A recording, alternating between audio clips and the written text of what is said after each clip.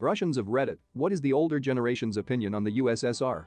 I belong to a Siberian ethnic group that faced repression during Stalinist era and after. Plus, a good deal of my family fought against the Soviets during the Civil War, a lot of them died or fled the country. My grandfather grew up in the Gulag and never had a good thing to say about the communists, like much of the family of his generation. He was branded son of the enemy of the state his whole life and always had difficulties living in the Soviet state. My mother and aunt, on the other hand, grew up when it was much more stable food, utilities and entertainment were plentiful. They listened to rock bands, ate ice cream and watched international films, and a lot of their peers joined organizations like Pioneers and the Party, much to disappointment of my grandfather and his peers. However, 90s in Russia were absolutely savage, especially in Siberia. Normal functions broke down, currency was out of flux, people lost pensions, crime was out of control. My grandmother really missed and lamented the olden times in the 90s. Even though it wasn't as free, there was security, certainty and overall hopefulness. My uncle was killed by a reckless driver in the middle of the day, and the police essentially refused to investigate. Grandparents' dacha was vandalized and burglarized so many times without any concern from authorities that my mild-mannered, university professor grandfather decided to guard it himself with a shotgun and ended up getting one of the guys. My view and that of my family is sued because of the fact that we're a minority ethnic group in Russia. Even though my family has resided in Russia ever since they took over and colonized, even though I held Russian citizenship, ate bread, went to banyo on Sundays, spoke Russian as first language, native languages were illegal to be taught for a long time, I was never called Russian in Russia and at times treated rather poorly on that account. Especially when I lived in Moscow, I felt like a foreigner in my own country. I know I'm straying from the original question, but the overall point of this is to illustrate another dimension to the older generation's opinion of USSR prompt. I hope I didn't drivel. I had a friend in college from Russia. One thing I will always remember is that a Russian passport said Yakat, not Russian. She was born and raised in Siberia and was a quarter native. My friends said Jew. Blew my mind. My relatives all said Hebrew. That's probably what it was. It wasn't Russian, at any rate. Yevrey, which sounds like Hebrew because they share the same root, is the Russian word for Jew, or someone of Jewish descent. Two of my great-grandmothers were also Jews in Ukraine, but one of them was lucky enough not to have that label in her passport because her family had changed their last name to a Russian-sounding one during the pogroms a generation or so before, and the Soviet government never found out. Thank you so much for sharing this story. I feel like I was sitting on the edge of my seat reading every sentence. Do you still live there? I do not, I moved to USA in 2000s.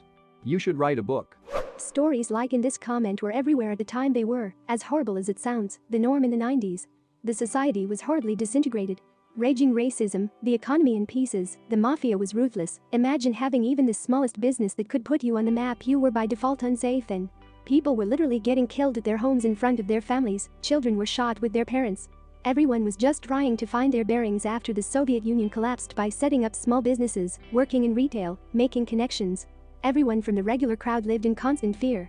You either had to hide or fight back. You can imagine the choice that people were constantly being forced to make. I am an early 90s child of an Asian woman and a Middle Eastern man, raised in a tiny suburban town just outside of Moscow.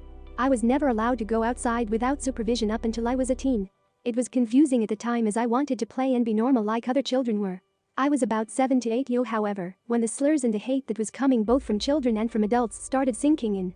My face is Asian, my last name is Middle Eastern, so I got the whole range of them, all of which are frowned upon here in the US, but are still a part of a casual conversation in the country I was born in. And to answer the question of the original op, I was discussing this with my parents just recently. They said that they missed the certainty that they had at the time and somewhat simpler lifestyle. You knew what you had to do to survive as long as you were a working middle-class citizen, keeping to themselves.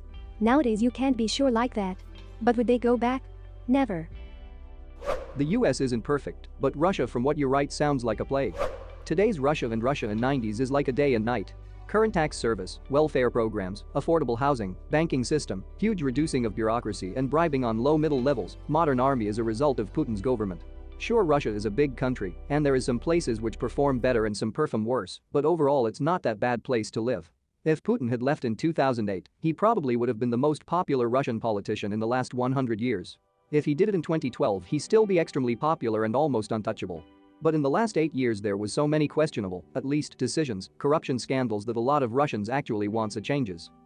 Big part of problem that Russians basically didn't have any real opposition politicians before 2008, until these days don't have leader who will be able to win elections even if it will be fair. Sounds similar to being black in the US back in the day.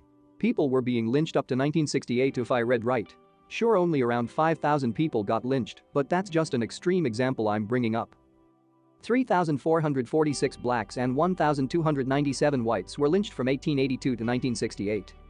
Pre-1950s USSR executed NGULAGGED often to places with few years of life expectancy, at least hundreds of thousands of people from various minorities, essentially for speaking a different language, etc. The vast majority of lynchings were for cattle theft, which often carried a death sentence anyway. Though I am sure there were some against blacks just because of racism. I'll branch off to say, this isn't just in the USSR. The USSR had so much power over Eastern Europe after the war. This influenced other countries. So not directly USSR, but my family came from both sides of communism in Eastern Europe. My mom's side, doctors, teachers. My dad's side, farmers, drivers, general laborers. My mom's side? Hated communism. My grandpa died a long time ago, so I've never been able to ask him. But my grandma? She hated it, but because she grew up with it, she never knew differently until she came to Canada to visit in the late 90s. She hasn't really changed her mind, but she sees the pros and cons of it.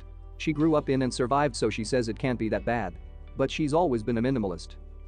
Literally, she could enjoy life on just bread and water. My mom's family rarely had meat. They had one stick of butter to share between 4 people. My grandma, my mom, my uncle, and my mom's aunt, living in a small 2-bedroom apartment. The stores would run out of everything usually because there wasn't enough. Or was there? Onto my dad's family. Same town. This is before my mom and dad knew each other in a romantic setting. My dad drove a truck. He delivered food. When he was unloading everything, the shop owner would give my dad extra meat, extra chocolates, etc. In fact, no chocolates or sweets on the shelves. That was distributed between the drivers, the police, shop owners. Even on holidays. So, it really depended on who you were in these things.